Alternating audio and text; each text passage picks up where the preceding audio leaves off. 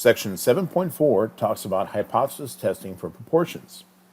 So hypothesis testing for proportions, in much the same way we performed hypothesis testing for the population mean mu, we can perform hypothesis testing on a population proportion p. It says this is particularly useful when testing claims over percentage of defective parts, likely voters, approvals, so on and so forth. So one thing I want to mention, we're going to be using a z-test for proportion p. So the z-test for proportion p is a statistical test, for a population proportion. The z-test can be used when a binomial distribution is given such that n times p is greater than 5 and n times p is greater than q. N times q is greater than 5. And the test statistic is the sample proportion p hat. And we have a formula for our standardized test statistic, okay? So it says, much like before, a z-test can be used to determine whether or not to reject the null hypothesis.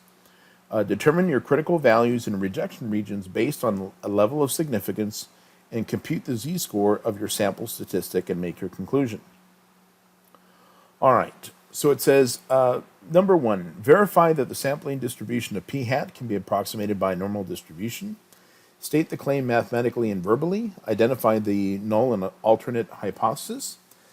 Specify the level of significance. We're going to determine our critical values. We're going to find our rejection regions. We will find our standardized test statistic and sketch the sampling distribution. There's our formula. Then we will make a decision to either reject or fail to reject the null hypothesis, and we'll interpret the decision in the context of the original claim. Okay, so let's see what we can do here for this particular problem. It says a researcher claims that more than 30% of U.S. smartphone owners use their phone for shopping, social networking, so on, while they watch TV. In a random sample of 150 adults, 38% of them say they use their phone while watching television. At alpha is 0.05, is there enough evidence to support the researcher's claim? Okay, the difference in what we were doing before in these, we're not talking about averages, we're talking about percentages of people. So it says here, a researcher claims that more than 30%, so our P is going to be more than 0.30. This here is our claim. So think about it this way. Now we want to find the opposite. What's the opposite of saying P is bigger than 0.30? Saying P is less than or equal to, oh, come on, pen, 0.30, okay?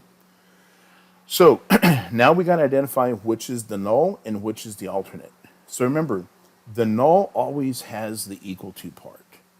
So this is going to be my null because we have the equal to part, and this is going to be my alternate, okay? All right, let's see. In a random sample of 150, so now I know that my n is 150, it says 38% of them say they use their phone while watching TV. So that's telling me that my, come on, pen, that my p hat is equal to 0.38, okay? And we knew that our alpha here is 0.05. So remember, the next thing is we're going to need to figure out, is this a left tail, right tail, or two-tail test? In order to determine that, we always have to look at the alternate. So since this is saying it is greater than, this is going to be a right tail test. Okay? What that's telling me is that the area over here is 0.05. So one thing I want to mention, guys, whether because I need to find my critical value here. I need to find that number that gives me that the area to the right is 0.05.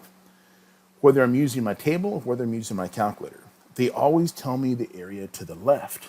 So the area to the left in here would actually be 0.95 because the area under the whole curve is going to be 1. Okay? Since I am using my z value, I'm going to take my calculator. I'm going to turn it on. Let me clear this out. I'm going to go second vars. I'm using inverse norm because we're doing the z value, right? So the inverse norm just says, what's the area to the left? Well, we said the area to the left was 0.95. Okay? And we're coming up with a critical value being 1.64. So this number here is 1.64. Okay? All right. Now, we're going to find our standardized test statistic. So let me show you the formula. Let me come back, and it is right here. So the formula is p hat minus p divided by the square root of pq over n. So I'll go ahead and write that here. It's going to be p hat minus p divided by pq over n, and everything down the bottom, guys, is in the square root. Okay? So let's go ahead and do this. Our p hat is the number 0.38. I'm going to do this just like we've been doing before with parentheses, minus 0.30 divided by, I'm going to put a big square root, okay, and it says PQ. So remember, if P is 0.30, remember, Q is always going to be 1 minus P. So 1 minus 0.30 would be 0.70, okay? So right here, I'm going to write 0.30, oops, doesn't look like a 30, does it? 0.30 times 0.70 all over n, which in this case was 150. Okay. So let me get my calculator. Let me clear it out. I'm going to type in exactly what I see. 0.38 minus 0.30. Close that off. Divided by second square root. Okay, 0.30 times 0.70. Let's see. Divided by 150. Okay, close it off. All right, and then hit enter. And the z value that I'm coming up with is 2.14. Okay, so I'm coming up with a 2.14 value here. Okay, so now remember what we have here. This here is my fail to reject region, and this here is my reject region. And if I'm coming up with 2.14, that's going to be in my rejection region, okay? So we're going to say we are going to, we're going to reject the null hypothesis, okay? Because we ended up in that rejection region. So now, which was my claim? If you notice, y'all, my claim actually was the alternate. So when I come back to this little thing here, if my claim was the alternate, right, here we go, and we rejected the null hypothesis, we have to say there is enough evidence to support the claim. So right here, I'm going to say there is enough evidence to support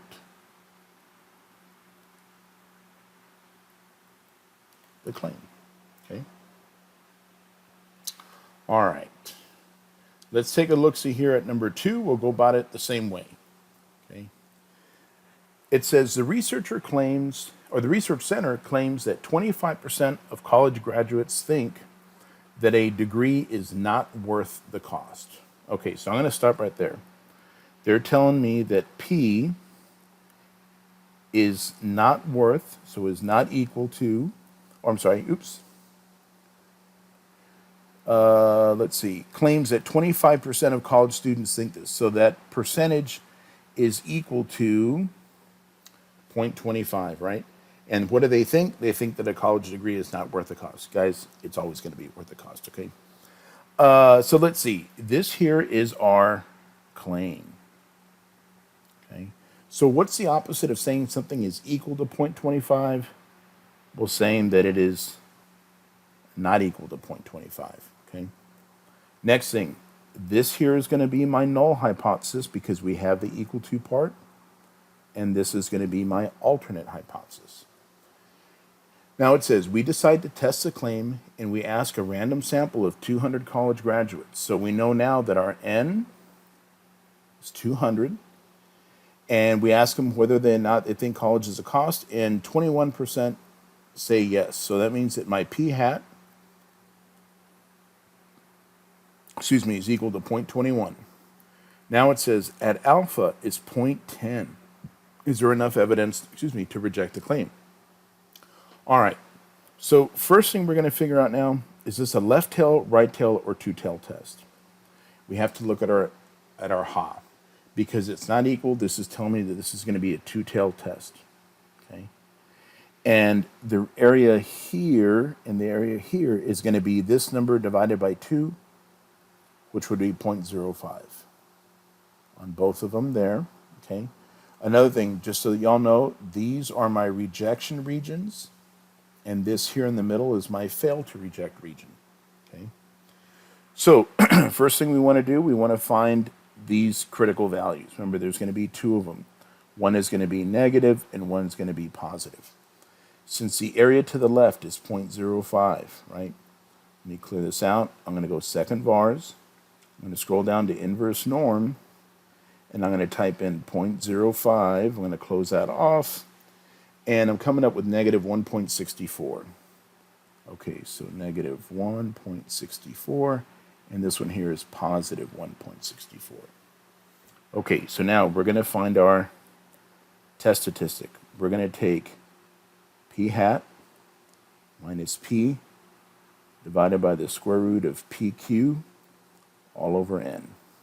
Okay, so our p hat was 0.21 minus p, which was 0.25, divided by a big old square root, p times q. So if p is 0.25, remember q is 0.75, divided by n, which was 200. Now again, notice guys, everything is on the inside of that square root. Okay, so let me get rid of this right here, and I'll put that was 0.05 right there. Okay, I'm going to grab my calculator again, and I type in exactly what I see. 0.21 minus 0.25 divided by the square root of 0.25 times 0.75 divided by 200. Close the parentheses off and hit enter, and I'm coming up with a negative 1.31. Negative 1.31 is what I'm coming up with, right? Okay, so now what I'm going to do, I'm going to zoom in right here, because I need to figure out where would that 1.31 fall. Remember, this number here in the middle is 0. And 1.31, it's not as far as 1.76. So my 1.31 would fall right here in our fail to reject. Okay. So right now we're going to say we are going to fail to reject the null hypothesis, right? And I'm going to come back over here and I'm going to say, which was my claim? My claim happened to be the null, okay? And if we fail to reject the null, and that was my claim, so here's my claim.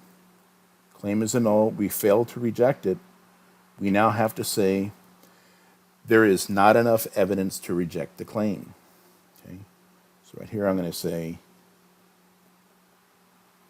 there is not enough evidence to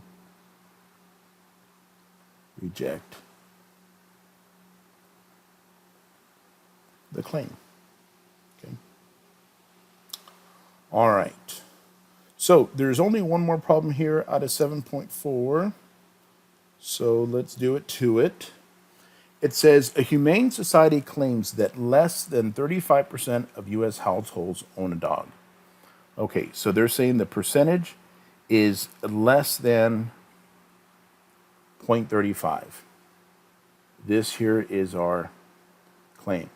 So the opposite of saying something is less than 0.35 were to say something is bigger than or equal to 0.35. Okay. So now that we have this, let's figure out which is our null and which is our alternate. The null, the HO, always has the part that has the equal to part. So this is my HA. Okay. It says in a random sample of 400 U.S. households, 156 say they own a dog. At alpha is 0.10. Is there enough evidence to support the society's claim? Okay, I don't know. First thing we got to figure out, though, what is our p hat? Our p hat is going to be the percentage that say they own a dog. We don't actually have that information, but we can find it very easily. They asked 400 households. How many of them have a dog? And 156 said that they do. So let me take my calculator. What's 156 divided by 400? And I'm coming up with 0.39. So 39% said that they actually had a dog, okay? And we knew here that our N was 400, okay? Let's see, the other piece we know that our alpha is 10%. So let me write that down here. Alpha is 0.10. And this is a left tail test because that's the direction my arrow is pointing on my ha. So right here, I'm going to just put a little space. This is 0.10. Again, remember, this is my rejection region. This is my fail to reject region. We want to find that critical value right there. Okay. So remember, my calculator always tells me the area to the left. So let's clear this out. Let's go second vars. Let's scroll down to inverse norm. Let's type in 0.10. Close that off. And we have a negative 1.28. Okay, so now we're going to find our standardized test statistic. The way we're going to do this is we're going to take p hat minus p divided by pq over n, all inside of a square root. Okay, so let's write down our numbers. We said that our number p hat was 0.39 minus our p was 0.35 divided by big old square root 0.35 times 0.65, right? If p is 0.35, q would be 0.65. Like if it's a 35% chance it's going to rain, that means it's a 65% chance that it won't. And our n here is 400. Okay. So let's take our calculator. Let's go 0.39 minus 0.35, okay, divided by second square root of 0.35 times 0.65 divided by 400, because that was our n. And now I'm going to hit equals, and we are coming up with a positive 1.68. Okay. So positive 1.68 is going to be over here. So again, we fell in our fail to reject region. So right here, I'm going to say we are failing to reject the null hypothesis, right? Okay, which was our claim? Our claim was our ha. Our claim was the alternate, and we failed to reject the null. So if my claim, let me get my eraser here so we can see, there we go. Okay, my claim is my ha, and we failed to reject the null hypothesis, then we have to say there is not enough evidence to support the claim. There is not enough evidence to support